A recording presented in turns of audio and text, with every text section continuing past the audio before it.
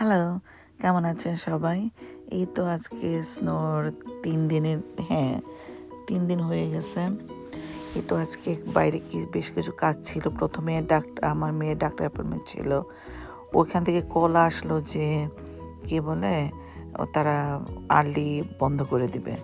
You prefer office to close করে দিবে। what? মানে আমি Oh, ভাবলাম কি রে why? বাবা ২ দিন হয়ে গেল স্নো আজকে ৩ দিনের Where দিন। are they? এখন কেন আর্লি বন্ধ করে দিতে হবে? যদিও এখনো সত্যি কথা যেটা Oh, বাইরের not অবস্থা বেশি here. ভালো না। এখনো They're here. অনেক মানে আমাদের নিউ জার্সিতে বেশি এটা Arena. মানে একদম প্রতিটা জায়গায় জায়গায় মনে হয় ছোট ছোট পর্বতের না, মতো হয়ে আছে স্নো।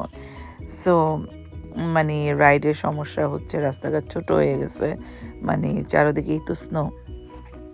যাই হোক আমরা আসলাম, মানে পরে আমি ম্যানেজ করতে পারছি, মানে টাইম মানে ওরা ৩টার সময় বন্ধ করে দেবে, এর আগে আমি যেতে পারছি। আমার অ্যাপয়েন্টমেন্ট ছিল 5 o'clock।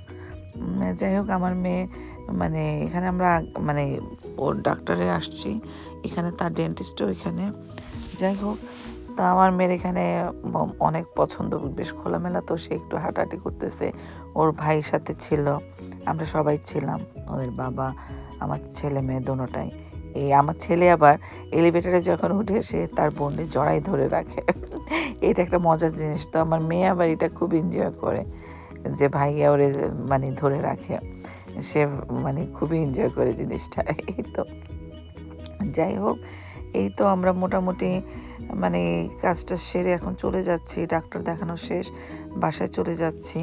এই তো এই বাসায় চলে যাচ্ছি। আমার মেয়ে একবার এলিভেটরে যায়, একবার সিঁড়ি বেয়ে নিচে নামে ওর বাইরে নিয়ে, মানে সে খুবই এনজয় করতেছে। আর এটা সানরুফ ছিল, মানে সে আরও বেশি এনজয় করতেছে।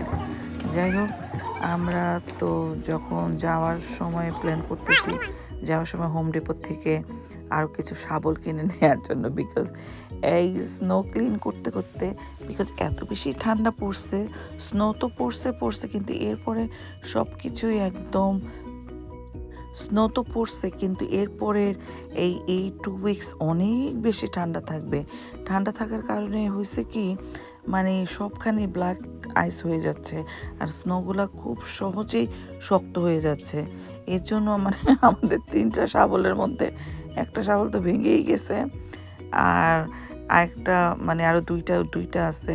আমরা তো অলরেডি মানুষ হায়ার করে ক্লিন করানো হয়েছে, তারপরেও মানে এত বেশি স্নো, মানে যাই হোক যাওয়ার সময় প্ল্যান করছে যে আবার শাবল কিনে নিয়ে যাব, কিন্তু দেখা গেছে হোম ডিপোতে গিয়েও শাবল পাই নাই।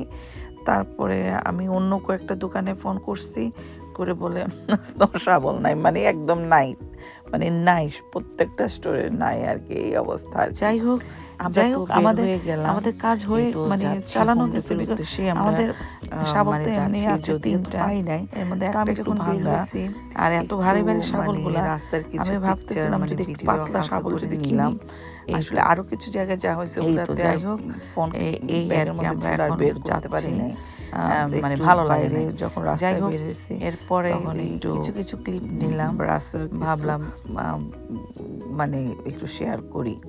এই তো যাই হোক আমরা এখন যাচ্ছি হোম ডিপোতে যাওয়ার পরে তো আমি গাড়িতে বসেছিলাম আমার ছেলের সাথে, ওরা বাপ মেয়ে গেল। এই তো